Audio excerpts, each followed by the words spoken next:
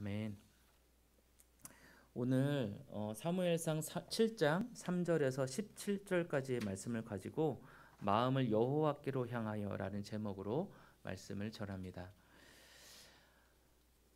오늘 말씀에서 보면은 아마도 여러분이 지난주 성경 우리 말씀에서도 들었던 장면이 나오게 됩니다. 바로 우리 이스라엘 백성들이 지난날의 과오를 뒤로하고 여호와 하나님을 부르짖고 회개하고 또한 섬기게 되는 그러한 일들이 나오지요. 그리고 그 중심에는 바로 사무엘이 있습니다. 주일에 우리가 들었던 말씀처럼 사무엘은 좋은 선생이었습니다. 그는 제사를 중요하게 여겼고 하나님과의 관계를 굉장히 중요하게 여겼고, 그리고 무엇보다도 하나님을 가장 존귀하게 여겼습니다. 그래서 그것의 결과를 성경은 이렇게 말하고 있죠. 우리 오늘 읽은 본문 우리 6절 그리고 15절 17절에서 반복적으로 나오는 말이 무엇인가 하면 사무엘이 온 이스라엘을 다스렸다, 이렇게 말하고 있습니다. 사무엘이 이스라엘을 다스렸을까요? 하나님께서 사무엘을 통해서 바로 다스린 것이지요. 바로 그것이 이렇게 하나님을 부르짖고 회개하고 섬기는 그런 백성들의 그 결과였습니다. 오늘 본문 5절에서 11절까지는 이 사무엘을 통해서 이스라엘 백성을 미스바에 모이게 하고, 그리고 그 이스라엘 백성이 과거에 있었던 자신의 추한 모습 속에서 회복돼서 다시 거룩함을 회복하는 그러한 놀라운 장면이 나옵니다. 이 이스라엘 백성이 지난날에 지었던 과오가 무엇입니까? 이 이스라엘 백성들이 언약궤를 빼앗겨 버렸습니다. 바로 블레셋 사람들에게 7개월간이나 이 언약궤를 잊어버렸어요. 이 언약궤가 이 사람들에게 얼마나 중요한 것인가? 이 이스라엘 백성은 자타공인 하나님의 백성이었습니다. 자신이 하나님들의 백성이라고 이야기했고, 또 하나님께서 그렇게 말씀하셨고, 그리고 본인들이 그렇게 살고 있었습니다. 자, 이러한 하나님 나라의 백성으로서 정체성을 나타내주는 바로 어떤 한 존재가 있었는데, 바로 그것이 오늘 본문 오늘 7장 1절에 나온 여호와의 궤, 그러니까 언약궤였습니다. 언약궤. 이 이스라엘 백성들은 이 언약궤를 통해서 자신이 하나님 나라의 백성임을 공포했고 또한 확인했고 그렇게 살아갔습니다. 이 언약궤 안에는 십계명의 돌판과 아론의 지팡이가 보관되어 있는 것이지요. 이 언약궤가 중요한 이유가 뭘까요?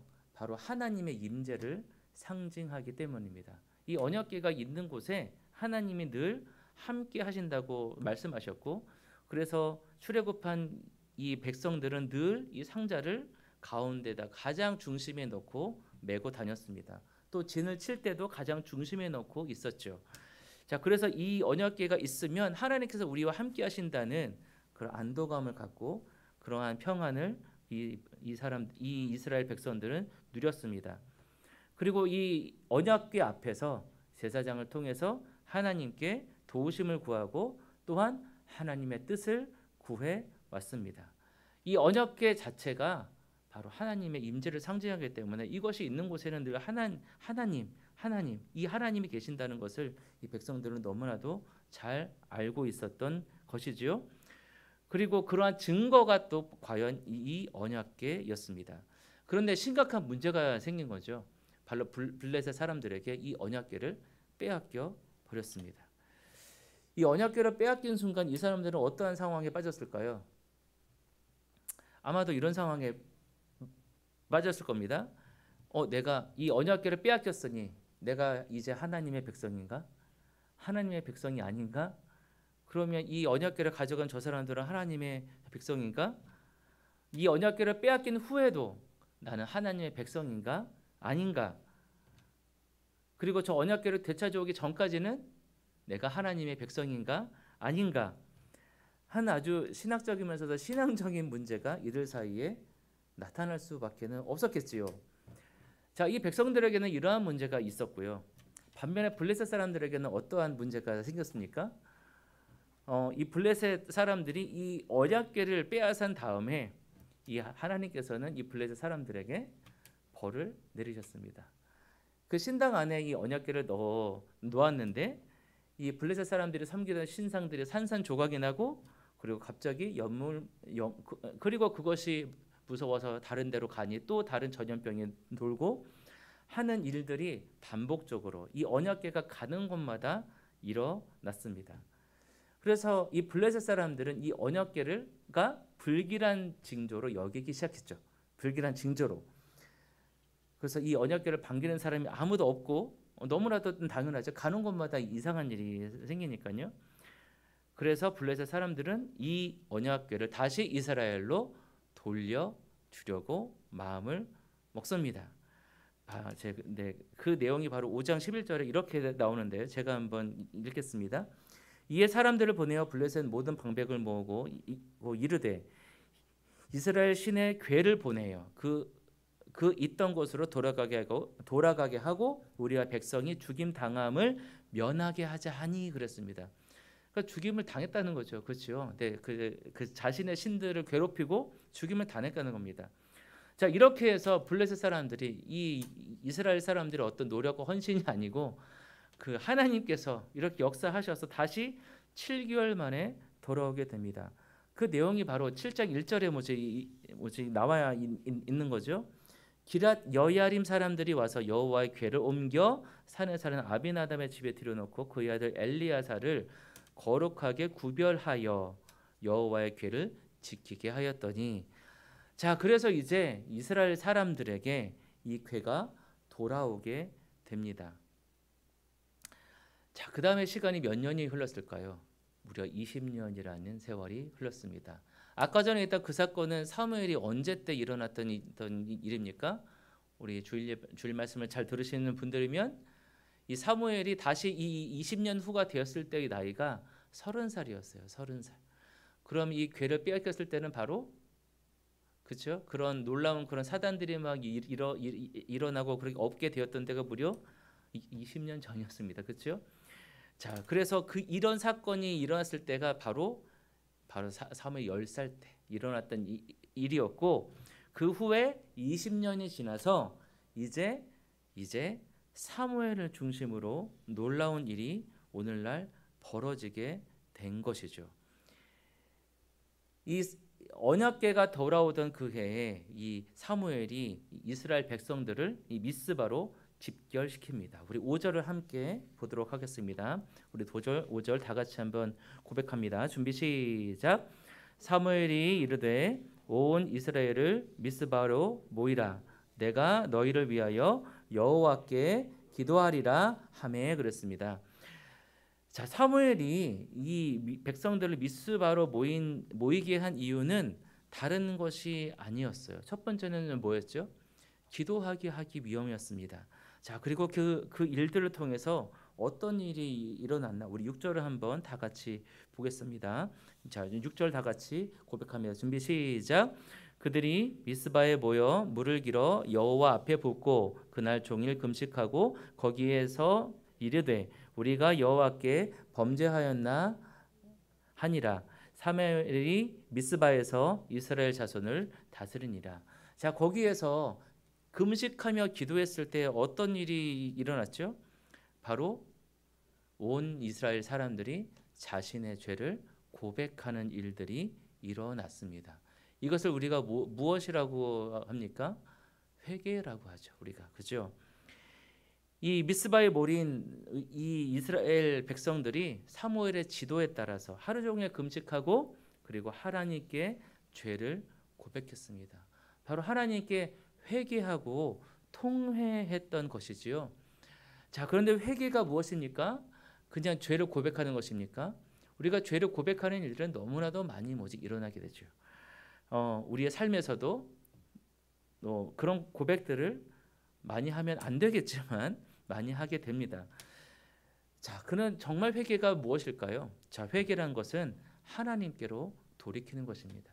내가 가고 있던 방향을 돌이켜서 하나님을 향해서 다시금 돌아가는 것 바로 그것이 우리가 회개라고 부르는 것입니다. 자, 그런데 우리 교회에서 회개와 통회라는 말이 참으로 생소하게 들리는 시대가 되었습니다. 많은 교회에서 회개라는 말을 잘 하지 않아요.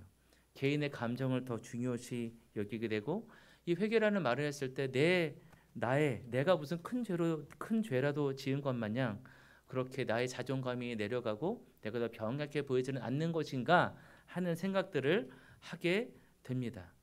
또 그러한 것들과 똑같다는 그러한 뜻으로 이것들을 받아들이게 돼요.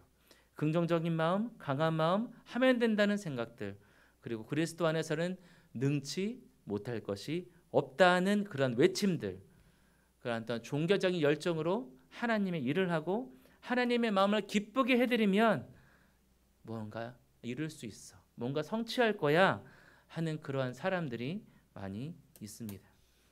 그러나 우리가 고백해야 될 것은, 우리가 정말 알아야 될 것은, 신앙은 외형적인 종교 행위로 나타나는 것이 아니라는 것입니다. 진정한 신앙은 진실한 마음에서부터 출발합니다. 진실한 마음에서부터 출발하는 것이 바로 참신앙이에요. 하나님을 추구하고 그분과 심정이 통하고 그분과 마음이 통하고 그분 없이 사는 것이 아니라 정말 그분 때문에, 그분만을 위해서 산다는 이 고백에서 참된 우리의 신앙이 출발하는 것입니다. 그래서 하나님께서는 이 세상에서 영원히 맑고 정직하고 그리고 자신의 죄와 잘못을 참회하고 애통해하는 사람들과 함께 하신다고, 그리고 그들을 불쌍히 여기신다고 이야기하셨습니다. 그리고 하나님은 그들의 편이십니다. 나의 잘못을 고백하고 그리고 애통해하는 마음을 갖는 자, 그 사람들과 하나님은 함께 하십니다. 스스로 걸을 수 없는 자들, 자신의 능력으로는 바르게 행할 능력이 없다는 것을 인정하고 가슴을 치면서 회개하는 자들과 함께 하시는 것이지요. 그리고 그들에게 힘을 주어서 새로운 용기와 힘을 가지고 또한 걷게 하십니다. 바로 이러한 일들이 일어나는 것이 바로 회개예요. 그래서 이 회개는 하나님께로 다시금 돌아가는 것입니다. 다른 우상들에게 바쳤던 마음을 하나님께 바치기로 결심하고 돌아가는 것, 바로 그것이 회개입니다. 바로 이러한 사건이 얼마 만에 일어난 일인지를 모르겠어요. 지금 이 사무엘을 통해서 벌어지는 미스바에 있던 사건들은 사사 시대 동안에 일어나지 않았던 일들입니다. 사사 시대에도 분명히 부르짖음이 있었죠. 그리고 반복됐던 일들이 있었어요. 그 일들이 어떤 일이냐면, 내 마음대로, 각기 마음대로 자기 하고 싶은 대로 행했던 일들이 반복이 되면 하나님께서는 그 일을 징계하시고, 그리고 그 징계를 통해서 하나님을 다시 부르짖는 일들이 발생하고, 그렇게 하나님께 그런 다시금 나를 도와주고 또 구원해달라는 그런 부르짖음이 있으면, 그 다음에 하나님께서 그들을 구원하시고, 그리고 구원하심이 얼마 가지 않아 또 다시금 이 사람들은 죄를 짓고 하는 반복들이 이 사사시대 400년 동안 10번도 넘게 반복되어서 일어났습니다. 그러나 이 사사시대 이 400년 동안을 아무리 뒤져보아도 자신의 죄를 고백했다는 말은 없어요. 이 회개했다는 말은 없습니다. 그저 부르짖었죠. 하나님 도와주세요. 하나님 나를 구원해 주세요. 이런 부르짖음이 있었지만 그 가운데 회개는 없었습니다. 부르짖음과 회개는 엄연히 다르지요. 부르짖음이 곧 회개는 아닙니다. 그런데 이 지긋지긋한 10번도 넘는 이 반복되는 이 패턴의 그 사슬을 바로 사무엘이 끊었습니다. 자, 우리 오늘 8절을 보니까 이 이스라엘 백성들도 미스바에서 부르짖었습니다. 우리 8절 9절을 한번 다 같이 한번 고백해 봅니다. 준비 시작. 이스라엘 자손이 사무엘에게 이르되 당신은 우리를 위하여 우리 하나님 여호와께 쉬지 말고 부르짖어 우리를 블레셋 사람들의 손에서 구원하시게 하소서 하니 사무엘이 젖 먹는 어린 양 하나를 가져다가 온전한 번제를 여호와께 드리고 이스라엘을 위하여 여호와께 부르짖음에 여호와께서 응답하셨더라. 그렇습니다. 여기서도 분명히 부르짖었지요. 하지만 사사기에서 있었던 부르짖음과 여기에서 말한 부르짖음은 엄연히 다릅니다. 무엇이 다를까요?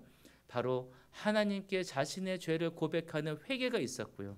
그리고 하나님 앞에 정결한 마음으로 드렸던 온전한 예배가 있었습니다.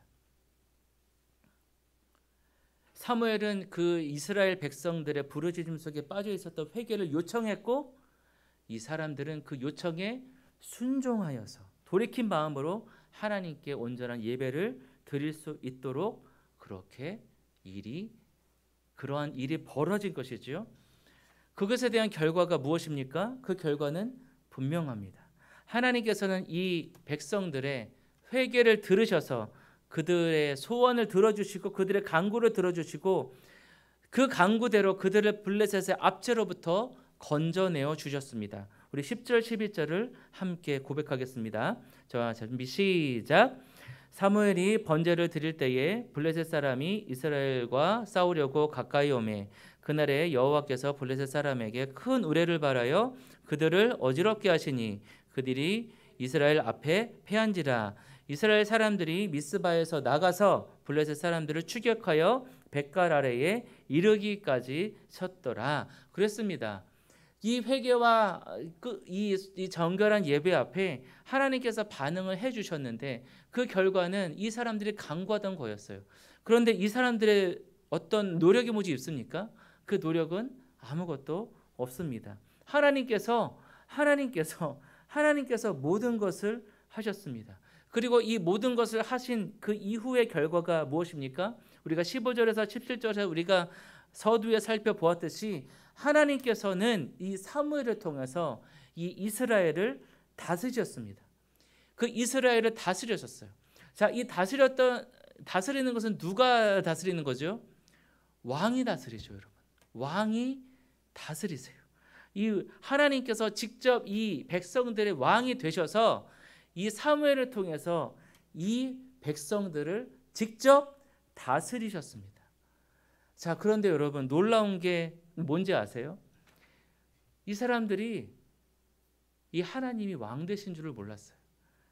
하나님께서 왕 되신 줄을 몰랐어요. 이 다음번에 이 미스바 광장에 진정한 회개의 기도가 있었고 그리고 그것을 경험했고 그리고 그렇게 하나님을 다스렸던 이 사람들이 그 다음 8장에 어떤 일을 겪냐하면요, 여러분 이 사무엘에게 왕을 요구합니다. 이 내일 이제 그 본문일 텐데요. 이 이스라엘 백성들이 사무엘이 그의 아들들을 이제 마지막 사사로 이렇게 삼았는데 그 사사들의 행실이 변변치 않으니까 이 사무엘에게 요구한 것은 무엇이었냐면요, 우리도 다른 저 나라들처럼 왕을 달라고 요구합니다. 자, 그런데 여러분 아까 전에 우리가 살펴보았죠. 성경은 분명히 사무엘이 이스라엘 백성을 다스렸다고 말합니다. 그 진정한 다스리는 그 주체가 누구지요? 사무엘일까요? 아니죠. 하나님이시죠. 하나님께서 사무엘을 통해서 이 사람들을 다스리셨지요. 그러나 이 사람들은 또다시 그 자신이 그렇게 또다시 다른 나라에서 하는 것처럼 다시금 왕을 요구하게 됩니다. 자, 이 사람들이 갑자기 이렇게 또 신앙생활 잘하다가 변했을까요? 아니요, 그렇지 않았어요, 여러분. 여전히 이 사람들의 실제의 모습들, 그 전에 해왔던 모습을 우리 본문에서 고백하고 있는데요. 그 본문 한번 보도록 하겠습니다. 우리 오늘 8장 3절 이렇게 미스바의 기도가 있었던 그 전의 모습이 어땠었는지 한번 고백하겠습니다. 우리 8장 3절 우리 상반절 한번 고백하겠는데요. 자, 준비 시작. 사무엘이 이스라엘 온 족속에게 말하여 이르되 만일 너희가 전심으로 여호와께 돌아오려거든 이방 신들과 아스다롯을 너희 중에서 제거하고 그랬습니다. 자, 이 이스라엘 백성들에게 이 여호와의 궤가 돌아왔어요. 이 언약궤가 돌아왔어요. 그리고 20년이 지났어요. 그죠? 20년이 지났어요. 그런데 그 사이에 어떤 일이 있었다고요? 언약궤가 돌아왔지만 이 사람들이 하나님만을 생각하고 잘 따른 것이 아니고요. 그 가운데서는 여전히 이방 신을 섬기고 아스다롯을 섬기는 일들이 횡행했다는 것입니다. 그러기에 제거하라고 이야기하신 거죠. 이렇게 하나님을 놀라울 정도로 경험한 이 백성이 그렇게 다른 신들도 섬기게 되었습니다. 그런 섬기는 모습들이 이미 있었어요. 우리가 하나님을 예배하면서 사람이 취할 수 있는 가장 위험하고 잘못된 태도가 무엇인가 하면 바로 하나님에 대한 미신적인 이해입니다.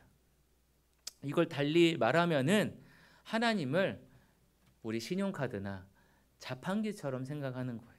내가 그냥 카드를 긁으면 내가 원하는 것을 구할 수 있고, 내가 돈을 넣고 자판기를 딱 누르면 내가 선택한 것이 나올 수 있는 그러한 태도로 하나님을 이해하는 것입니다.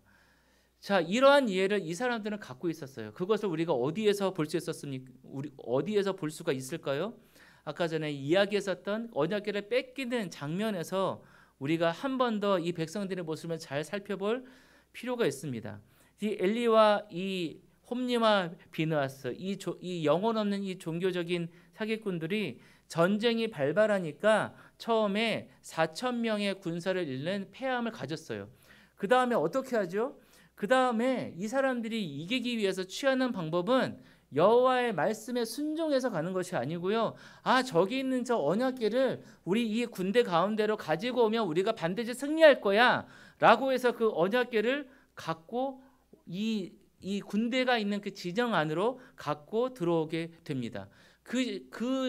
그것의 이 생각의 출발은 어디에서 있냐 하면 제가 방금 전에 고백했던 것처럼 하나님께서 여기 분명히 하나님이 계시니까 내가 원하는 것을 얻기 위해서 이 하나님 이곳에 모시고 오자. 그러면 하나님이 내 소원을 이루어 주실 거야 라는 미신과 다른 무당들이 믿는 신과 그렇게 별다른 다른 신으로 그렇게 생각하지 않은 거죠. 그러한 것과 똑같이 생각했던 것입니다.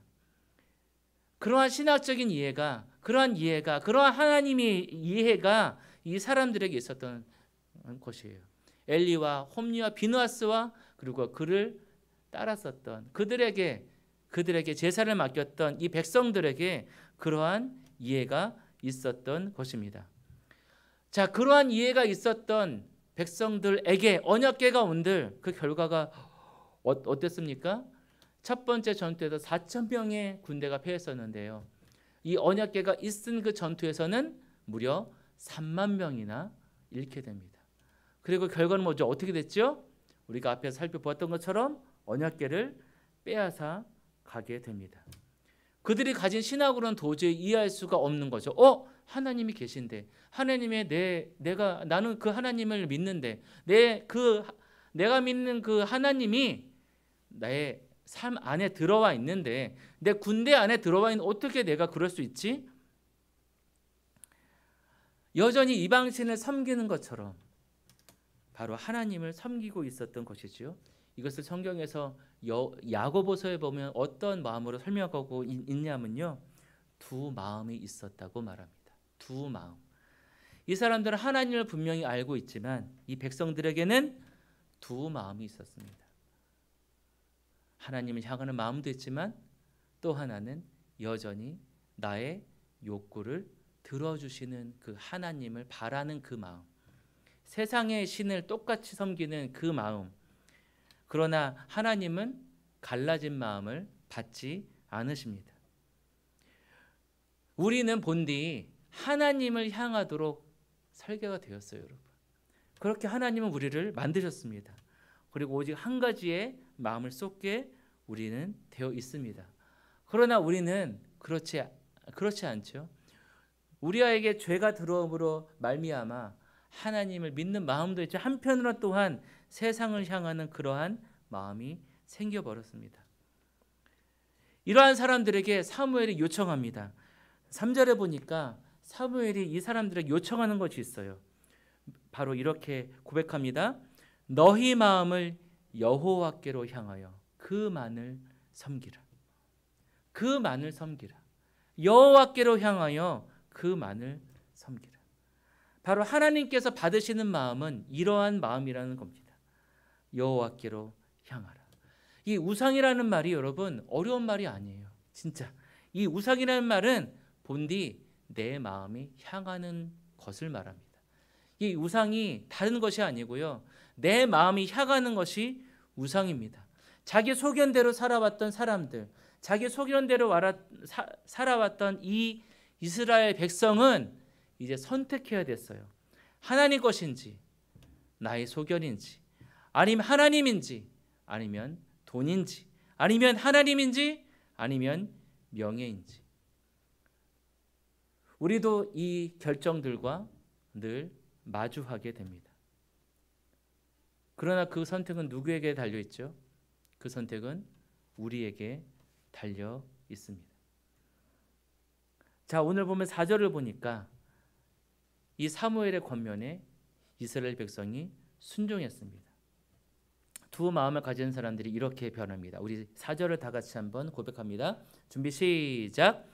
이에 이스라엘 자손이 바알들과 아스다롯을 제거하고 여호와만 섬기니라 그랬습니다. 그렇습니다. 이 사람들이 어떻게 해서 복을 받았는가? 어떻게 그 회개를 하게 되었는가? 어떻게 그 회개를 통해서 어떻게 예배를 드리고 그리고 여호와께서 다스리시는 그 복을 받았는가? 그 복을 받은 이유는 다르지 않았어요. 바로 이 사무엘의 권면에 순종했습니다. 하나님께서 이렇게 말씀하신 것이지요. 너희들이 가진 그 눈을 다른 곳을 보지 말고 세상을 향했던 그 눈, 너희들의 소견을 향했던 그 눈, 세상의 돈을 향하고 명예를 향하고 권력을 향했던 그 눈을 돌이켜서 나를 바라봐다오. 너희의 마음을 나에게로 향해 주려. 너희의 마음을 여호와께로 향하여 그만을 섬기라. 라는 그 말에 이 사람들은 순종했습니다. 성경적 신앙에서 복은 항상 순종하면 우리에게 주어집니다. 우리가 순종하면 하늘이 길을 열어 주십니다. 성경이 말하는 복은 우리가 그렇게 할 때 우리에게 주어지게 되는 것입니다.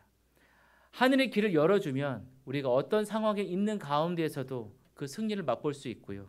전쟁에 나가도 승리하게 됩니다. 그래서 우리에게 복이 가득한 상태가 되죠. 그것을 바로 성경에서는 샬롬이라고 말합니다. 그런데 우리가 아까 전에 보았던 그런 무속신앙 같은 그러한 신앙을 가졌던 그것은 무엇이 빠져 있을까요? 바로 거기에는 순종이 없습니다. 순종이 없이 무슨 장치만 하면 복을 받는다고 그렇게 믿는 것이 바로 무속신앙이에요. 신당을 세우고 어떤 신상을 세우고 그리고 무엇을 하면 부적을 붙이면 어떻게 하면 무엇을 하면 복이 올 것이야. 내가 간구하는 것이 들어줄 거야. 너희들이 이것을 열심히 하면 뭔가가 될 거야. 순종이 없어도 너희들이 원하는 것을 얻을 수 있을 거야. 이것이 무속신앙입니다, 여러분. 그러한 삶의 태도에는, 그러한 신앙의 태도에는 순종이 없습니다. 홈리와 비누아스가 이것을 몰랐던 것이지요. 그들은 순종을 몰랐습니다. 순종하면 승리를 주신다는 그 말씀을 알지 못했습니다. 언약궤라는 장치를 앞서면 우리가 이길 것이다 생각했지만 그 언약궤가 있는 것만으로 승리가 주어지지 않았습니다. 하나님께서 그렇게 약속하신 적이 없거든요. 네, 말씀을 정리합니다. 사랑하는 성도 여러분, 오늘 말씀을 통해서 우리가 바라봐야 할 곳이 어디인지를 한 번 더 생각해 보시길 원합니다. 사람은 본성적으로 오직 하나의 마음을 쏟게 되어 있습니다. 하나님이나 세상이나 돈이나 그 어떤 것 중에 하나의 마지막 충성을 하게 되어 있습니다. 성경에서는 이 충성을 종종 사랑으로 바꾸어서 이야기하기도 합니다. 하나님께 마지막 충성을 다할래? 아니면 돈에 충성을 다할래? 이 말은 달리 바꾸면 이런 말이 되는 것입니다. 궁극적으로 하나님을 사랑할래? 아니면 돈을 사랑할래? 세상을 사랑할래? 너의 소견을 사랑할래? 근데 안타깝게도 우리의 삶은 그 사이를 왔다 갔다 합니다. 이리 갈까 저리 갈까 망설입니다. 이른바 갈라진 마음, 두 마음이 되는 것이지요. 갈라진 충성, 갈라진 사랑, 그리고 갈라진 헌신. 그것이 바로 우리의 모습입니다. 사랑하는 성도 여러분, 여러분의 마음은 어디를 향하고 계십니까? 오늘 본문이 사실은 회개와 예배와 하나 주님의 복을 늘 얘기하는 그런 본문이에요. 그런데 하나님께서 그 전에 이 사람들이 무엇을 했는가를 보여주셨습니까? 그 말이 어떻게 했죠? 먼저 여호와께 마음을 향했습니다. 사무엘의 그 권면을 듣고 순종했습니다. 설교 때 고백한 것처럼 우상이란 것은 내 마음이 향하는 것이 바로 우상입니다. 그 세상에 그러나 우리는 잘 알고 있습니다. 세상의 그 어떤 것으로도 우리의 갈급한 우리의 마음을 채울 수는 없습니다. 우리의 마음의 만족은 세상 것으로 결코 채울 수 없습니다. 우리 사람의 마음에는 만족이란 게 없어요. 늘 목마르고 부족하고 좀 더 하면서 부족한 것을 다른 것을 이용해서 채우려고 합니다. 다른 것으로 채우려고 하는 그런 도구를 계속 찾습니다. 그러나 오늘 사무엘은 우리에게 이렇게 말합니다. 내 마음의 우상을 제거하고 너희들이 향했던 그것을 돌이켜서 내 마음을 여호와께 향하라. 그렇습니다. 그렇게 여호와께 향한 마음, 그 여호와를 향한 그렇게 여호와께 마음을 돌리는 우리의 삶은 있는 것으로 나그네를 대접할 줄 알고 물질보다는 사람을 소중하게 생각할 줄 알고 그리고 없는 사람에게 조금이라도 더 나누어주면서 그들과 연합하여 살아가고 그리고 정말 소박하고 정결한 마음으로 그리고 정말 정갈하게 살고 그리고 사람을 차별하지 않고 누구에게든 마음이 편한 마음으로 대하는 삶, 그것이 진정한 부요한 삶이고 그것이 바로 우리에게 하나님의 자녀로서 살아가는 그런 삶인 줄 믿습니다. 이제 누구에게 머리를 숙일지 그건 우리의 선택에 달려 있습니다. 여러분의 선택에 달려 있습니다.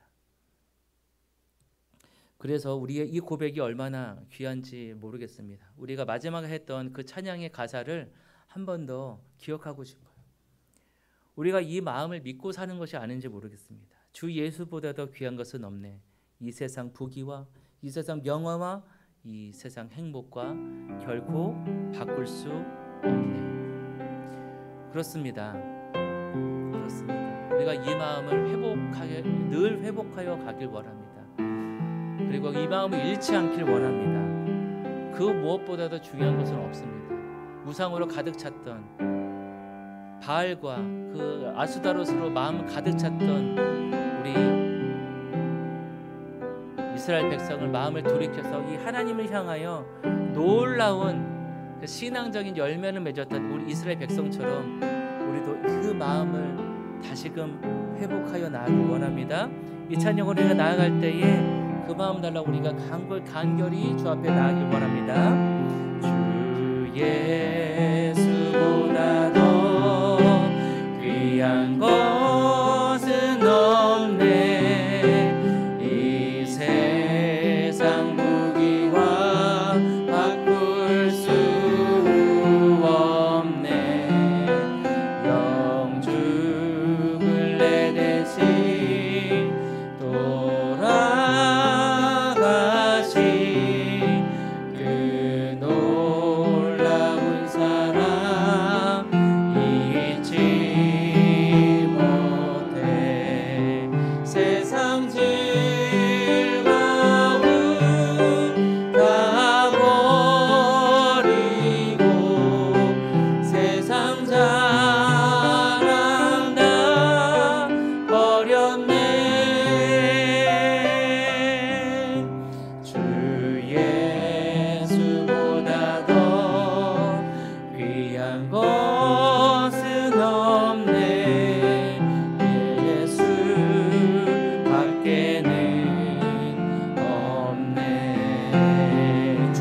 예수보다 더 주 예수보다 더 귀한 것은 없네. 이 세상 명예와 바꿀 수 없네. 이전에 즐기던 세상 일도 주 사랑하는 마음 뺏지 못해. 세상 즐거움 다 버리고 세상 자랑 다 버렸네. 주 예수보다 더 귀한 것은 없네. 예수 밖에는 없네. 우리 마지막으로 고백합니다. 주 예수, 주 예수보다 더 귀한 것은 없네. 이 세상 행복과 바꿀 수 없네. 여러분 진정 그러십니까? 유혹과 핍박이 몰려와도 주 섬기는 내 맘 변치 못해. 세상 즐거움 다 버리고 세상 사랑 다 버렸네. 주 예수보다 더 귀한 것은 없네. 예수 밖에는 없네. 주 예수보다 더, 주 예수보다 더 귀한 것은 예수 밖에는 없습니다. 예수 밖에는 아멘 없네. 지금 이 시간 다 같이 우리가 기도함으로 나아가길 원합니다. 하나님 아버지, 지금 이 시간 세상을 향했던 우리의 마음을 돌이켜서 이제 다시금 하나님을 바라보길 원합니다. 그 하나님을 바라보았을 때 우리 마음 가운데 나의 죄를 자복하고 아버지와 나의 죄를 참호하는 그 마음이 우리에게 생길 줄 믿습니다. 아버지와 그리고 진정한 예배 자리로 나아갈 수 있는 줄 믿습니다. 그리고 그 예배 자리에 우리가 나아갔을 때 주님의 그 말씀에 우리가 순종하며 나아갔을 때 아버지 주님께서 우리에게 참된 복을 허락하시는 줄 믿습니다. 그 참된 복은 다른 것이 아니었으니 나를 다스려 주시는 것이었습니다. 주님, 내가 그 자리로 나아갈 수 있도록 아버지 이 시간 우리의 마음에 오직 주님만을 향할 수 있도록 나의 마음 가운데 있는 세상의 즐거움들, 유혹들, 사랑들 모두 다 내어버리고 오직 주님만 향하게 하여 주옵소서. 우리가 이 마음으로 다 같이 주 앞에 나아갑니다. 아버지 주님만 향하게 하여 주소서. 우리 다 같이 주여 한번 하고 주 앞에 나아갑니다. 주여, 사랑원에 풍성하신 주여 하나님 아버지 우리가 그 주님의 사랑과 은혜 앞에 나아가길 원합니다. 아버지 세상을 향했던 오직 그런 마음, 나의 마음을 이제 돌이켜서 아버지 세상의 부귀와 세상의 명화와 세상의 행복을 추구하는 것이 아니라 주님 한 분만으로 만족하고 주님 한 분만으로 살아가는 나의 그 모든 갈급함을 채우는 아버지가 그런 삶을 살기를 원합니다. 주님께서 우리에게 품어주셨던 많은 사랑과 은혜를 기억하며 아버지와 우리가 그것을 잊고 살 때가 너무나도 많음을 고백합니다. 그렇습니다. 오늘 고백했던 이스라엘 백성들처럼 우리는 내 성경대로 살고 나에게 품어주셨던 그 많은 그 일들을 잊어버리고 아버지와 다시금 세상의 것들을 찾는 그런 삶 가운데 있습니다. 우리는 그 갈림길에 늘 서 있음을 고백합니다. 아버지와 그러나 우리는 다시금 또 마음을 다잡습니다. 우리의 마음은 오직 하나님만을 향하기를 원하고 여호와를 향하기를 원하고 예수님을 향하기를 원하고 그리고 성령님을 향하기를 원합니다. 그리고 그 은혜로 말미암아 나의 그 모든 가요패밈이 채워지길 원합니다. 아버지여 우리가 그 길 앞에 서 있어서 주님이 택할 수 있는 아버지 축복을 누릴 수 있도록 주님께서 도와주십시오. 그리고 우리 성도들이 그런 삶 가운데서 오직 주님을 택하며 나아가는 그런 삶 될 수 있도록 인도하여 주시옵소서. 오직 주님만을 택하는 그런 삶 살게 도와주십시오. 사랑과 은혜가 풍성하신 주 하나님 아버지, 오늘 우리 하늘문교회 성도들이 내 삶에 걸리적거리는 것들, 무겁게 하는 것들, 옛것에 대한 집착들, 자신에게 굽어졌던 성향들을 모두 내어놓고 매일매일 마주하는 갈림길에서 다른 우생들에게 향했던 마음을 하나님께로 결심하여 나아가기를 원합니다. 하나님, 하나님의 이름이 하늘에서처럼 이 땅에서도 거룩히 존귀하게 여김을 받기를 소원합니다. 우리가 그렇게 행하는 그러한 마음을 갖고 살아갈 때에 하나님의 그 온전한 다스림이 이 땅에서도 온전하게 이루어질 것을 믿습니다. 그리고 죄로 인해서 더러워진 이 세상을 깨끗하게 회복시키실 줄 믿습니다. 우리가 늘 기도하는 그 기도의 고백처럼 하나님의 뜻이 이 땅에서처럼 하늘에서처럼 이 땅에서도 속히 이루어지기를 또한 우리가 간구하며 나아갑니다.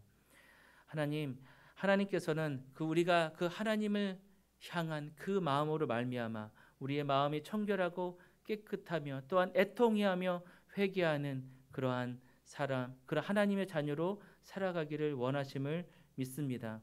그리고 우리가 그렇게 향했을 때 우리의 그 영혼을 티없이 맑게 해주실 것을 믿습니다. 우리 하늘문교회 성도 한 사람 한 사람이 부지불식간에 찾아오는 그 두 마음을 버리고 나의 마음을 하나님께로 향하는 그 선택을 할 수 있는 용기를 주시고 그리고 정결한 마음으로 주님께 나아가게 하여 주십시오. 아버지요, 그래서 매일매일 마주하는 그 갈림길에서 다른 우상들에게 향했던 마음을 하나님께로 향하기로 결심하고 그리고 위에 계신 하나님의 얼굴을 쳐다보는 성도 한 사람 한 사람 되길 원합니다. 그렇게 살아갈 때에 이 어두운 세상 가운데 하나님이 주시는 빛을 밝게 비추는 자들 모두 되게 하여 주셔서 아버지와 그 빛으로 말미암아 이 세상이 더욱더 주님을 알아가는 그러한 모든 삶으로 거듭날 수 있도록 주님 역사하여 주십시오. 모든 것 감사드리며 우리 사랑하는 예수 그리스도 이름으로 감사히 기도드립나이다. 아멘.